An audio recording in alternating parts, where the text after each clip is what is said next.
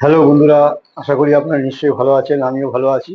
আমি আজকে আপনাদের জন্য একটা নতুন ব্লগ নিয়ে হাজির হচ্ছি। ত্রিবেণী জাফর খাঁ গাজী মসজিদ দারোগা, সেই মসজিদের ভিডিওটা পুরোটা করব। আপনারা পুরো ভিডিওটা দেখবেন, আশা করি আপনাদের নিশ্চয়ই ভালো লাগবে। আর এই মসজিদের মধ্যে হিন্দুদের কিছু দেবদেবীর নিদর্শন রয়েছে, সেগুলো আমি আপনাদেরকে দেখাবো, আপনারা দেখবেন।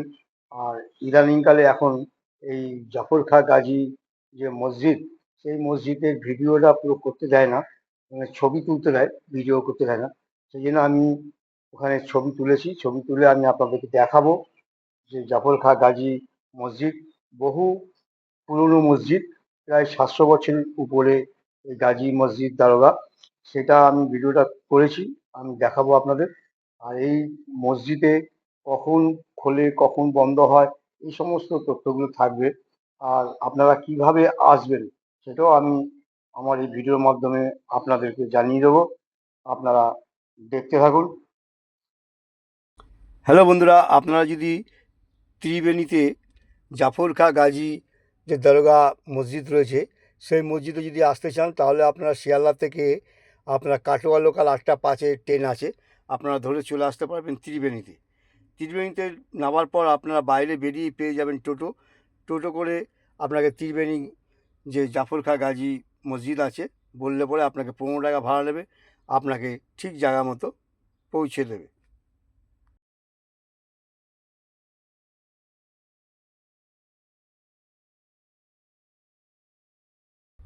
এই মসজিদের ভেতরে ঢোকার সময় আপনারা এরকম প্রোটেকশন নোটিশ বোর্ড দেখতে পারবেন। এখানে সিকিউরিটি গার্ড রয়েছে, যার জন্য ছবি তোলা নিষেধ একদম। এটা গভর্নমেন্টের আন্ডারে চলে গেছে, যার ফলে এখানে ছবি তুলতে দেয় না। পশ্চিমবঙ্গের হুগলি জেলায় অবস্থিত এই জাফর গাজী দারোগা মসজিদ 1298 খ্রিস্টাব্দে এটা নির্মাণ করা হয়েছিল। ঐতিহাসিক স্থান এটা। হিন্দু ও মুসলিম সম্প্রদায়ের একটা মেলবন্ধন রয়েছে। এই জাফর খাঁ গাজী ছিলেন আলাউদ্দিন খলজির বীর সেনাপতি। ত্রিবেণীর হিন্দু রাজাকে পরাজিত করেছিলেন। পরাজিত করার পর তিনি এই অঞ্চল জয় করেছিলেন। এটি পূর্ব ভারতের বাংলার প্রাচীনতম, প্রায় 700 বছরের উপরে এই ঐতিহাসিক মসজিদ ও সমাধি। এই মসজিদে হিন্দুদের ধ্বংসাবশেষের ভাস্কর্যের জিনিস এখানে পাওয়া গেছে।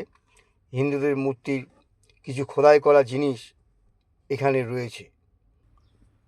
মসজিদ ও দরগাটি নির্মাণের জন্যে আশেপাশে প্রাচীন হিন্দু যে বৌদ্ধ মন্দির ধ্বংসাবশেষ এই ব্যবহার করা হয়েছে। এখন অনেক দেওয়ালে হিন্দুদের দেবদেবীর শিল্পকলার ছাপও দেখা যায় এই মসজিদের মধ্যে। সমাধি সৌধের পাশেই রয়েছে। মঙ্গল ঘট থেকে শুরু করে পদ্ম ফুলের নকশাও এখানে তৈরি করা হয়েছে।